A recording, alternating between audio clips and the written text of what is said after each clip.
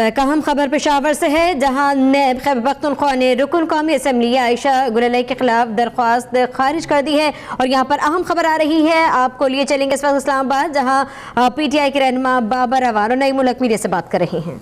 Election commission के पास कोई ऐसा इख्तियार नहीं है। आज जो फुल बेंच में समाअत हुई वो इसी नुक्ते की थी बुनियादी तौर पे।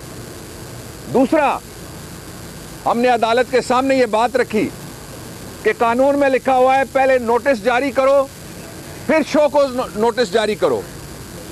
हमें जो शोकॉज नोटिस जारी हुआ वो सीधा सीधा सजा का एक परवाना समझा जा सकता है और उसमें कानून और आइन के अंदर लिखी हुई वो गारंटीज मौजूद नहीं है।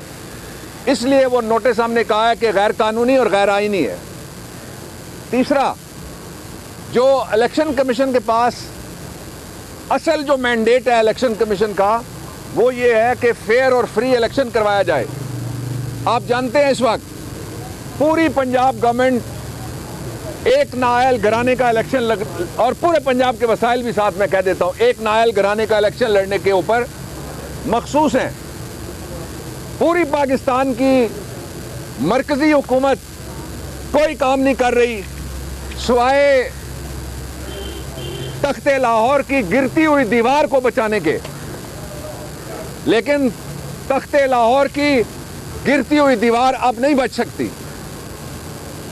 एक और पहलू जो बहुत जरूरी है वो ये है कि जो सरकारी खर्च पे चलने वाला टेलीविजन है वो 4 पार्टियों के उम्मीदवारों की बजाय एक उम्मीदवार को दिखा रहे हैं, मरियम साहिबा को। ये कोई बादशाहत नहीं है कि बादशाह भी और उसके शहजादे शहजादियां भी वो सारे वजीर आजम हैं। नवाज शरीफ नाअहल आदमी है और उनकी बेटी उनकी अमराई मुल्जिम है। इसलिए उनकी कवरेज पाकिस्तान के दस्तूर, आइन, कानून और पार्लिमानी और जमहूरी रवायात के खिलाफ है। जो आज का मुकदमा है, इस मुकदमे के हवाले से खास बात यह है कि ये पार्लियामेंट की, मैंने कहा है इमरान खान साहब की तरफ से कि पाकिस्तान में पार्लियामेंट का इख्तियार इलेक्शन कमीशन इस्तेमाल नहीं कर सकता, कहे कि मुझे खुद इख्तियार हो गया, मैं तो इन्हें अदालत का, मैं हाई कोर्ट हो गया या मैं अदालत हो गया। नहीं कह सकते ऐसा विद रिस्पेक्ट। इसलिए नहीं कह सकते कि पाकिस्तान में जब तक रिप्रेजेंटेशन ऑफ पीपल्स एक्ट, जो अवामी नुमाइंदगी के एक्ट की दफा 103 में अमेंडमेंट नहीं आएगी, उस वक्त तक इलेक्शन कमीशन किसी के खिलाफ तो इन्हें अदालत की कार्रवाई नहीं कर सकता। और फिर ये अजीब इत्तेफाक है, मैं इसको इत्तेफाक ही कह सकता हूं कि सिर्फ एक आदमी को चुना जा रहा है कि उसके खिलाफ जितनी कार्रवाइयां हो सकती हैं सरकारी सरपरस्ती में करवाई जाएं। जो इस बात का सबूत है कि पाकिस्तान में सिर्फ एक ही लीडर है जो अवाम को साथ लेकर चल सकता है और उसका रास्ता रोकने की सारी कोशिश हो रही है। ये सारी कोशिशें नाकाम होंगी।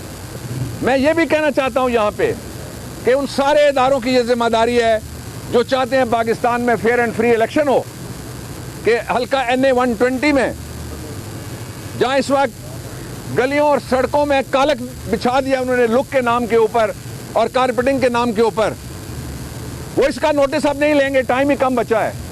लेकिन जो पोलिंग वाला दिन है और पोलिंग वाली रात है, जो सरकारी मुलाजिम है, मैं उन तक PTI की तरफ से कायदे-आज़म अलैहि रहमत का ये पैगाम पहुंचाना चाहता हूं, सुप्रीम कोर्ट ऑफ पाकिस्तान का जजमेंट पहुंचाना चाहता हूं कि कोई गैर कानूनी बात मत मानो। तुम किसी के घर में काम करने वाले ओए छोटे और ओए मासी जी नहीं हो। रियासत बाबर अवान नई मुल्क मीडिया से बात कर रहे थे। बाबर अवान का कहना था कि इमरान खान की नाअहली का कोई इम्कान नहीं है, मरकजी हुकूमत कुछ नहीं करे। उन्होंने ये भी कहा कि NA 200 120 में सरकारी वसाइल इस्तेमाल किए जा रहे हैं।